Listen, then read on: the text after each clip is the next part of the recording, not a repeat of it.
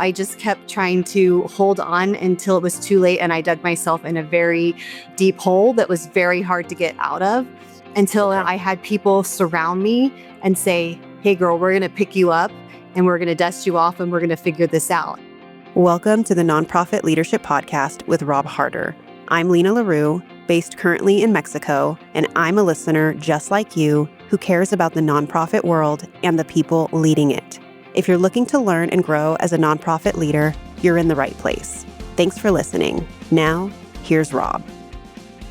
Well, welcome back to the show, everybody. Today, we're talking about something almost every leader in the space feels, but few say out loud. What it actually costs to hold a mission together when your own life may be falling apart behind the scenes.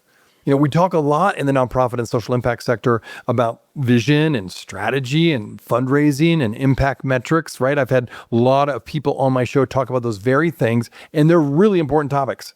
And I'm glad we're talking about them. But at the same time, it is rare for us to talk honestly about the moment a leader is running on empty, making decisions that affect staff and donors and the people they serve while privately navigating something like a health crisis, a marriage falling apart perhaps, a loss, or their own mental health unraveling.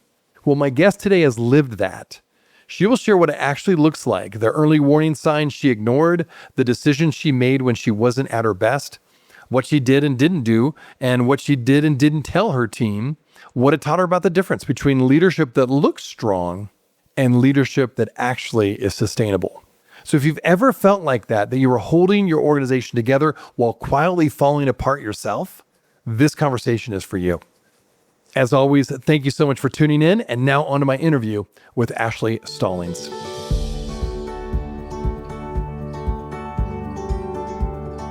This podcast is sponsored by DonorBox. DonorBox, helping you help others with the best donation forms in the business. Well, welcome back to the show, everybody. My guest today is Ashley Stallings. And Ashley, I'm really glad you're on the show today. As I said at the outset, this is a topic that we often don't talk about. It's, we talk about strategy and fundraising and marketing and AI and technology, but the issue of burnout, or when you are leading an organization, or when you feel like you're holding the organization together while your life is unraveling behind the scenes, that's something that we don't often talk about. So that's why I'm really glad you're here to share a bit of your story. And I really appreciate you just being on the show and taking time to talk about not only your own story, but how you're helping other leaders work through their own struggles. Thank you so much for having me. I'm so excited to be here. Okay, well, why don't we start with this? Let's talk about the early signs a leader is reaching a breaking point. What are those signs, and which ones do we tend to rationalize away instead of act on? Yeah, what I've typically seen is extremes, right? So you see leaders take two different extremes. Either they start to micromanage everything. So they start taking on every single task. They're taking things away from their staff that normally they would let their staff do. Or for me, this is what happened to me when I was going through my personal crisis. They just get overwhelmed and they start showing up later to work. They leave early and then they delegate everything to their staff, right? And they just give everything away. And so those are kind of the two extremes.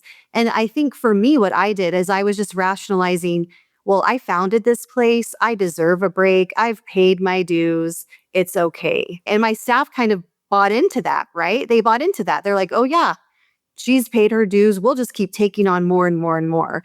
And so I would say those are kind of the signs, those extreme behaviors. Well, I know one of the issues often is, particularly in the social impact sector, is that a leader combines their self-identity and self-worth with the mission of the organization. So what role does a leader's sense of identity or self-worth being fused to the mission play in pushing them past healthy limits? I agree so much. I think in nonprofit land, they become the mission, right? It's their whole identity. And I think those people, like for me, I co-founded my nonprofit. And so for me, I'm the face. Everyone was like, it's Ashley's center, right? It's Ashley's nonprofit. And so I really had to make a conscious effort to not always be the voice, not always be the face, not always giving the speeches, not always doing the interviews. And I think where we get in trouble with this is that every challenge, every time something goes wrong, it becomes very personal. Every setback becomes very personal. Anytime we take rest, it feels irresponsible, right? Anytime we step away, we feel like we might be abandoning not just ourselves, but our staff or the people that we serve. And so I think we have to be really careful of kind of setting aside the difference between purpose and our position and what we do and our self-worth, because I think our self-worth can get really tied into the mission. And when things aren't going quite our way, or maybe things are not going quite right in our personal life and that's seeping into our professional life, that's when things can get really hard and we're not quite sure what to do with all of that, right? We feel guilty, but yet we're tired and exhausted all at the same time. Okay, again, once again, thanks for sharing your own story today. I'm curious, what does it really look like, would you say, when you're leading an organization at the same time when your personal life is actually unraveling behind the scenes? What are the signs, and how can someone who's a teammate, a board member, maybe a friend, how can they wisely and gently come alongside someone like you in this case to help unpack and maybe ask questions to figure out what is going on here without making you feel more defensive? How best can someone go about that? Yeah, I think it's not being scared to say something, right? I think for me, I also was scared to be vulnerable and share that I was struggling because I was afraid I was going to lose credibility with my staff, with my board, with my community partners. And so I was very nervous to say, hey, I'm having this struggle in my personal life. And so I just kept trying to hold on until it was too late. And I dug myself in a very deep hole that was very hard to get out of until I had people surround me and say, hey, girl, we're going to pick you up and we're going to dust you off and we're going to figure this out. And I had created a support system that I didn't even realize that I had created until I needed it, right? And so that's my number one thing is make sure you're creating a support system that's there for you before you find yourself in this deep hole, right? But I think it's those little signs. It's dreading going to work, which we all dread going to work every once in a while, but I like to call it the Sunday scaries.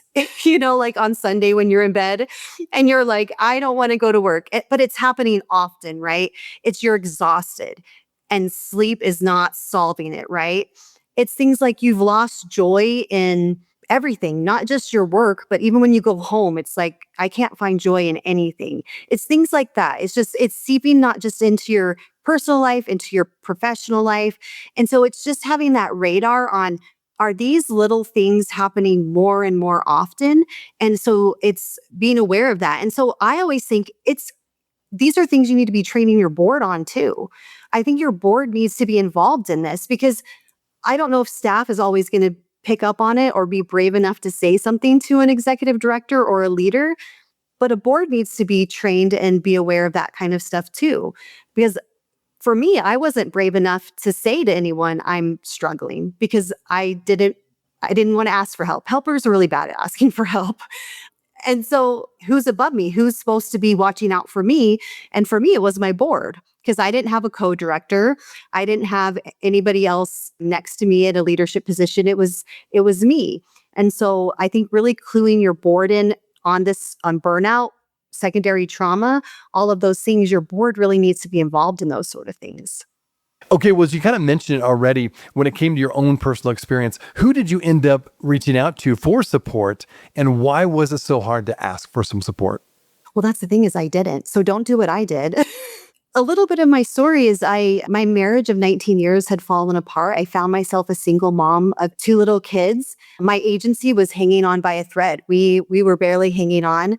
I did have a co-founder that had, and this is going to sound dramatic, but very true. She picked up and moved in the middle of the night and had left me with this agency that was barely hanging on.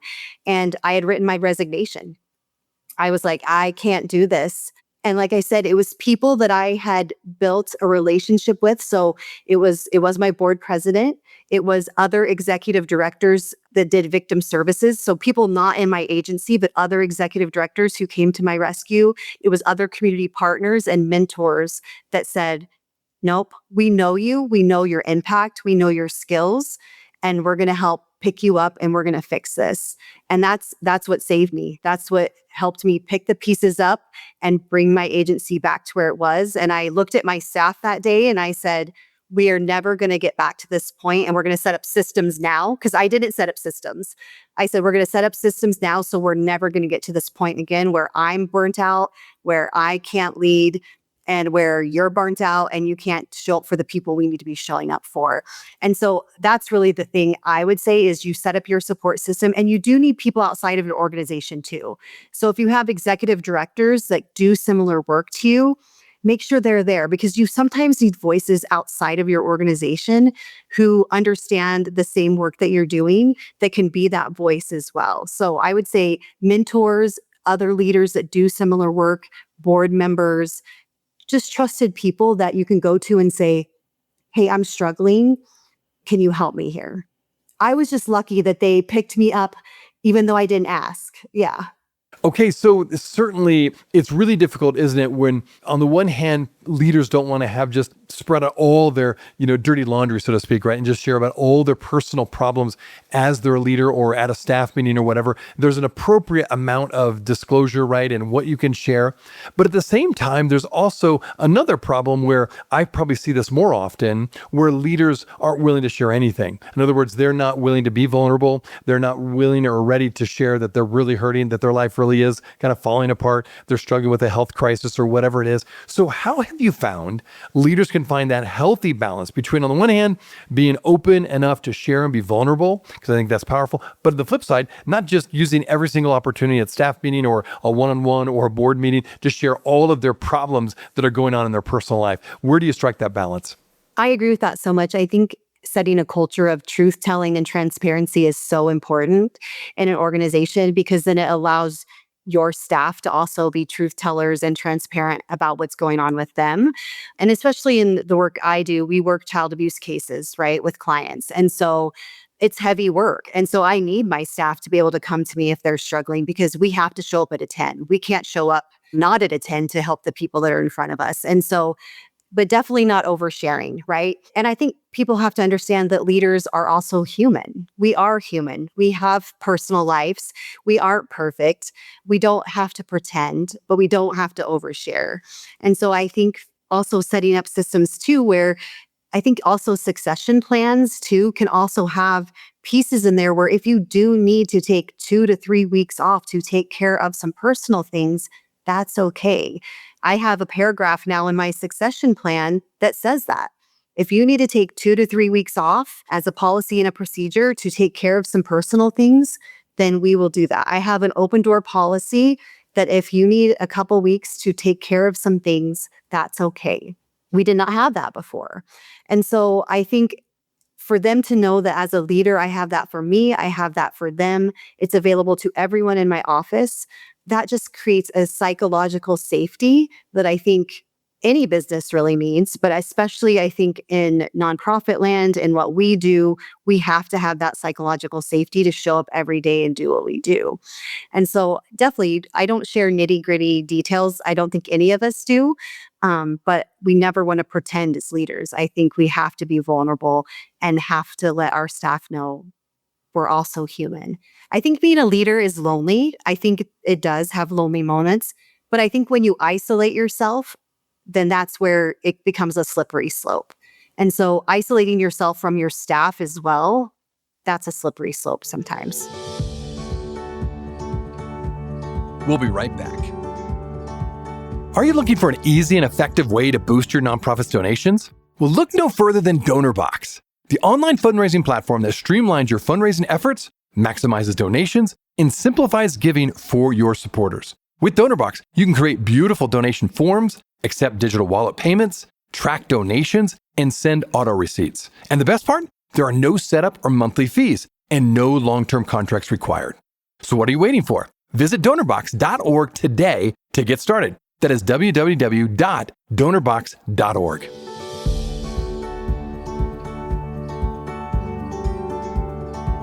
Again, you touched on this a little bit, but I'm curious, when it comes to building a structure for an organization and for a leader to be in place before a crisis happens. What does that look like? In other words, a lot of organizations put a lot of pressure in many ways, not even intentionally per se, but just the way organizations are often structured. There's an executive director. And so there's all this pressure for an executive director at the very top of the organization. So not just how do you build a structure for personal support, but what do you recommend in terms of organizations creating more support for the leadership of an organization or nonprofit where the pressure is not all on one person?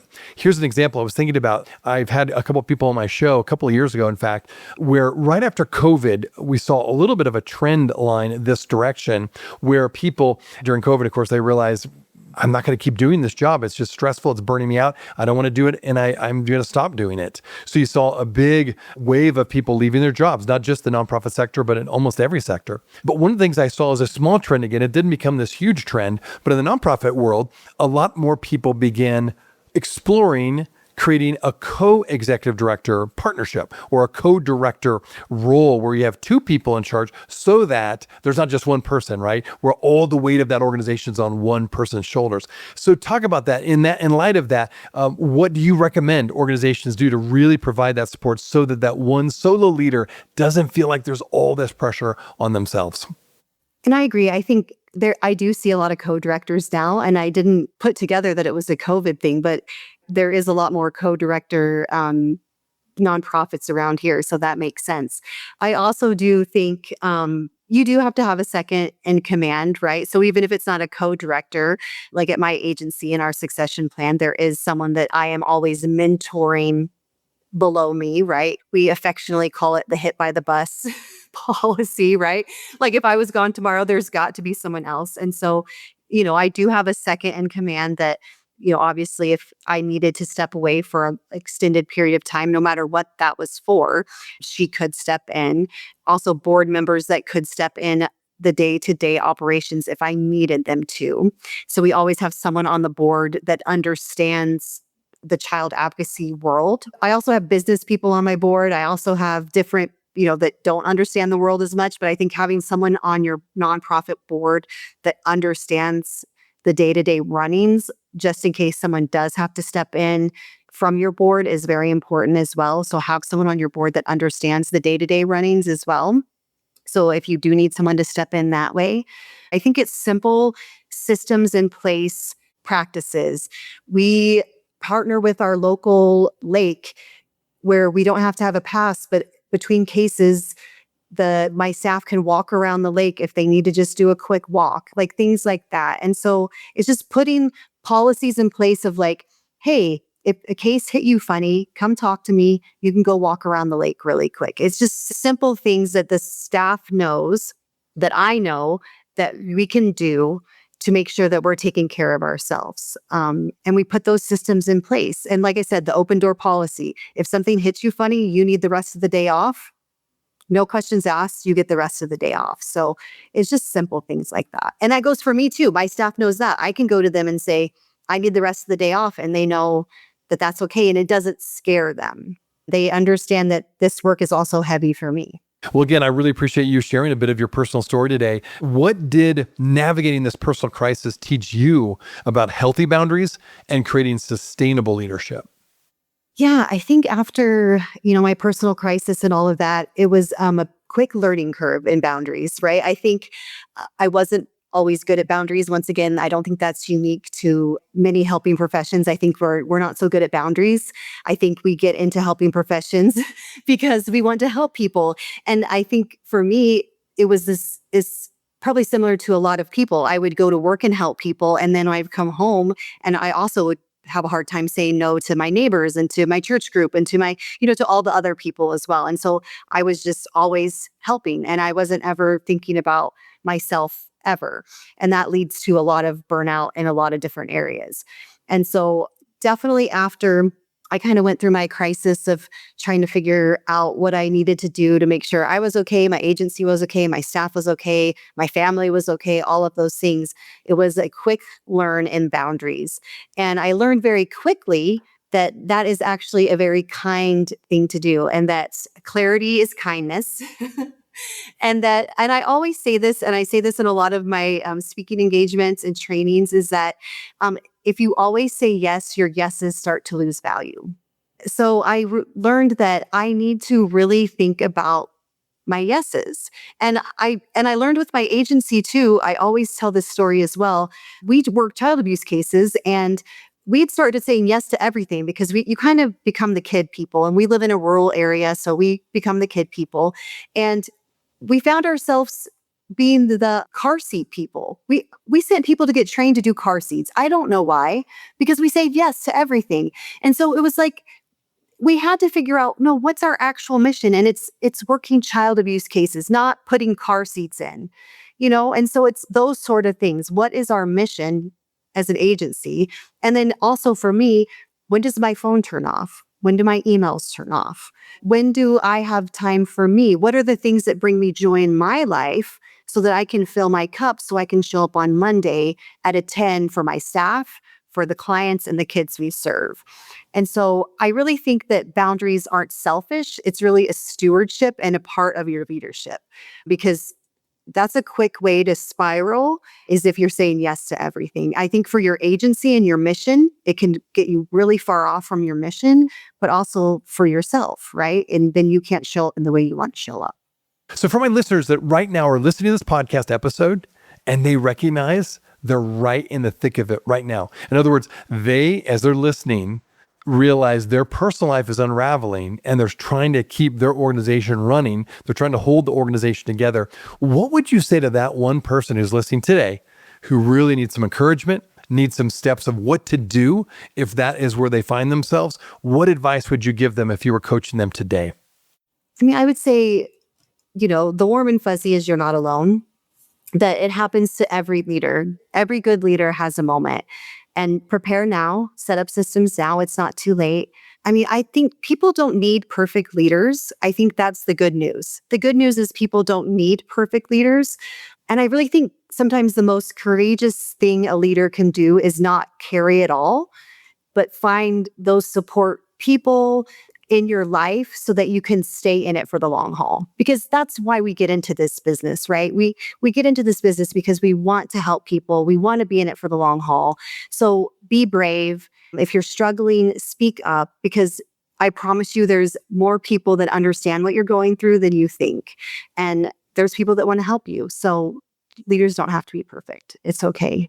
So how can people find out a little bit more about what you do, your work, and even maybe find out more about you because they may connect with your story and want to get some of the resources that you offer? What is the best way for people to connect with you? So all of my social media handles, it's at Audibly Ashley. I'd love to follow me there. My website is audiblyashley.com. I do speaking and nonprofit consulting. Yeah, so I'd love to have you guys follow me there. Well, thank you again, Ashley, for sharing your insights today. What strikes me most about this conversation is that none of this was about having it all figured out. As leaders, we're always learning, and sometimes the hard way, where our real limits are. We have to have the humility to build a team around us and a life that requires us to admit we are not Superman or Superwoman, right? We are just human. And it's okay to admit you need help, you need support, you need other people around you. So I would now say to my listeners who are listening to this episode, if you're leading a social impact organization right now and you're quietly running on fumes, I hope you heard something today in this conversation that gives you permission to be honest with your board, your team, and just yourself and your family for that matter, before you hit the wall instead of after you hit the wall. And so if this conversation resonated with you, I'd encourage you, first of all, share it with a leader you know that maybe needs to hear it. And if you want to go deeper on building that kind of leadership rhythm into your life or different types of rhythm, you can certainly find out a little more information on my website, Ashley's website. I'll have some other notes in our show notes for this episode. But I just want to say thank you again for being here. Thank you for listening, and thank you for all you do. But I also encourage you, take care of yourself. Your organization needs you fully. And so if you're struggling, if there are things that are unraveling, get the help that you need. There are people out there who care. All right. Well, thanks everybody for listening. Ashley, once again, thanks for sharing your insights with us today. Thank you. Hey friends, well, I wanted you to know that this podcast can be found on iTunes, Spotify, Amazon, Google Podcasts, and wherever you listen to other podcasts. I also want to encourage you to like subscribe, and share this podcast with others. This will actually help us get this great content out to more nonprofit leaders just like you. You can also join the Nonprofit Leadership Podcast community. Find other resources and interviews of past guests all on my website, nonprofitleadershippodcast.org. Well, thanks again for listening. And until next time, keep making your world better. This podcast is sponsored by DonorBox. DonorBox, helping you help others with the best donation forms in the business.